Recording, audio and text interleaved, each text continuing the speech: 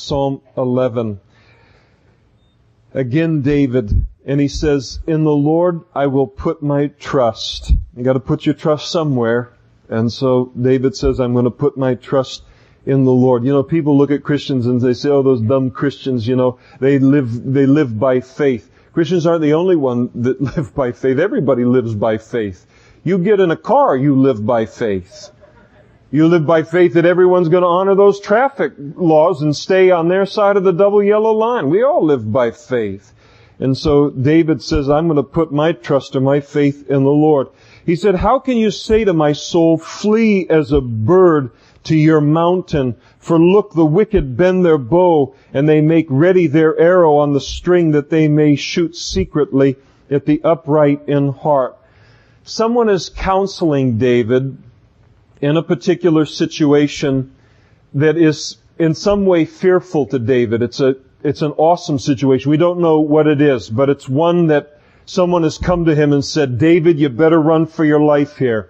You better act out of fear in this situation. And so somebody's giving him advice that's provoking fear in his heart. And now he's going to explain how he dealt with that. I don't know about you, but I think that any reading of the daily newspaper can, provoke fear in your heart. We got back on late Friday afternoon, early evening from the trip, and I did some things, and so I came in late yesterday, and I just kind of sifted through the mail. And as I was going through the mail, they had one of these things, related to the election. And did you know there's an election coming? Anyway, I'm incurable. But it was like one of these Kiplinger letters, one of these financial guidance letters. It wasn't Kiplinger, but it was another one. And on the front of it, it says, it doesn't matter whether Clinton or Dole win. Doesn't matter whether either of them win. You're in big trouble financially. And then it tells you to get all your money out of the stocks and all of this kind of stuff. But there's all this constant kind of news that can have us as Christians running around in fear. Now, I'm not saying not to get your money out of the stock market. It's nice to have discretionary money like that and put it in there, I suppose. But, I'm dealing in the theoretical realm at this point. But there's so much that can have you, just crazed by fear, and so much advice and counsel as it relates to fear. And we have to be careful that, as Paul spoke, inspired by the Spirit, to Timothy, and he said, God hasn't given us a spirit of fear, but of love, power, and a sound or disciplined mind. And so God doesn't operate out of a fear of man to move us. The fear of the Lord is an important fear in our life, but not the fear of man. And so some kind of fearful counsel has come into David's life, and that doesn't, that happens all the time.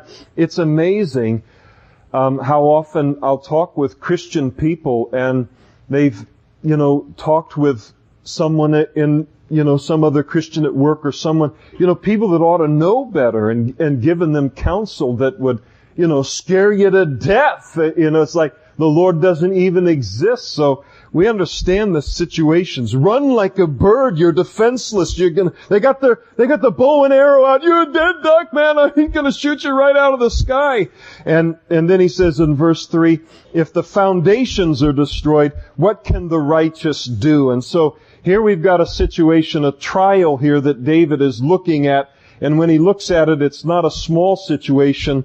It's a situation where the foundations are destroyed. He's probably talking about the nation of Israel at the time that it was under the rule of Saul, and Saul is hunting David down and run and flee and these kinds of different things. And it's interesting as he talks about, if the foundations are destroyed, what can the righteous do? There's only one cure for a faulty foundation, and that's to repair the foundation. If you own a house and your foundation is faulty, and your house is shifting because of it, and large, huge cracks are developing within your walls, how do you deal with those cracks? You wallpaper over them. How long will that last? It only lasts for a few days. You know, you can only put so much putty and so much paneling and so much wallpaper up over those kind of cracks. When the foundation's giving way, you've got to shore up that foundation. And you can pour all the money in the world into new wallpaper and paneling and putty and paint and shoring up the roof and cracks everywhere, and you're just throwing your money away. Because a faulty foundation means that the foundation has to be fixed. And so what he's saying here is that the whole nation's in trouble there because the foundation's wrong. And we live in a nation where, you know, you might, I don't know, maybe I'm crazy, but I kind of look at it and say, I think there's some foundations that are wrong. And it can put even the righteous into a panic, can it? And this country, like any country in the world, can throw all of the money in the world into paneling and wallpaper and spackle, but if the problem's with the foundation, you're never going to fix it till you deal with that foundation. We were just talking on our way to church tonight, talking about, you know, sometimes as I've been able to travel and you go to Indiana and Wisconsin and Montana, you know, and I get picked up and get a ride someplace, and maybe they'll stop by a restaurant or something, and I get out of the car, I lock the door, and I close it. If all I got is a comb in the car, I figure if I don't want to pay to replace anything in there. You live in California, you lock it up or it gets stolen. It gets stolen when you do lock it up.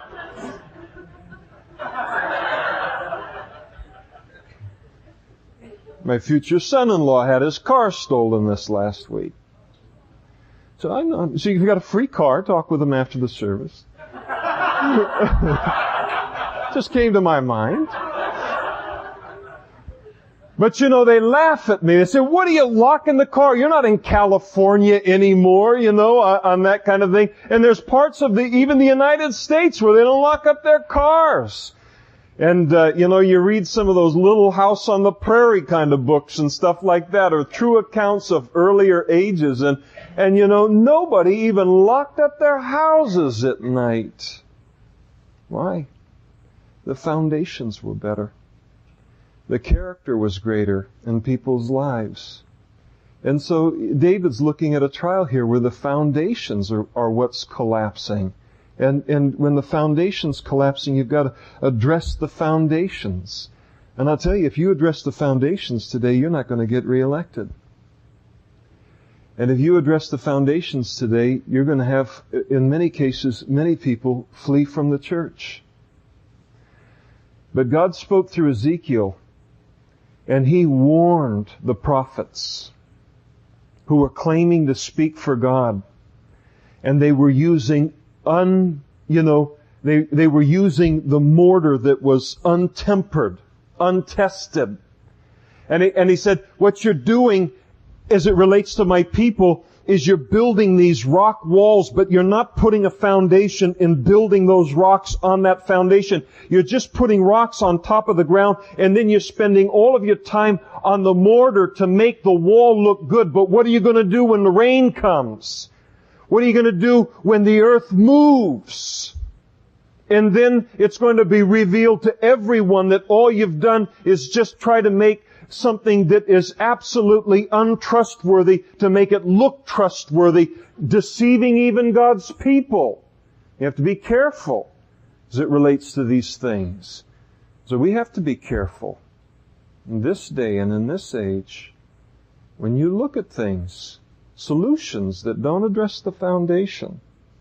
I don't know how much good they're going to do. So David's in that kind of a place. He's in that kind of a problem, a faulty foundation.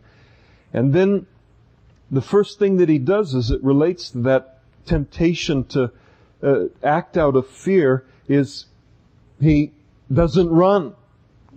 Verses 1 through 3. He doesn't, flee. And then the second thing is he remembers the Lord. The Lord is in His holy temple. The Lord's throne is in heaven. His eyes behold, His eyelids test the sons of men. The Lord tests the righteous, but the wicked and the one who loves violence His soul hates. Upon the wicked He will rain coals. fire and brimstone and a burning wind, and this shall be the portion of their cup. And so what does he do? He remembers the Lord. And I'll tell you today, in our walk with the Lord, we have to remember, Lord, I'm going to set my eyes on you, and I'm going to remember that this world is just the way that you said it would be in the last days. It's right on schedule, exactly the way that you called it, and your judgment is coming in all of its fullness.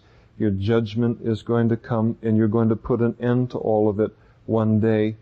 And David said in verse 7, for the Lord is righteous. He loves righteousness, and His countenance beholds the upright. And he remembers that the Lord's eyes were on him. Oh, it's fearful. A lot going on around me, Lord, and all, but your eyes are on me. And he rested in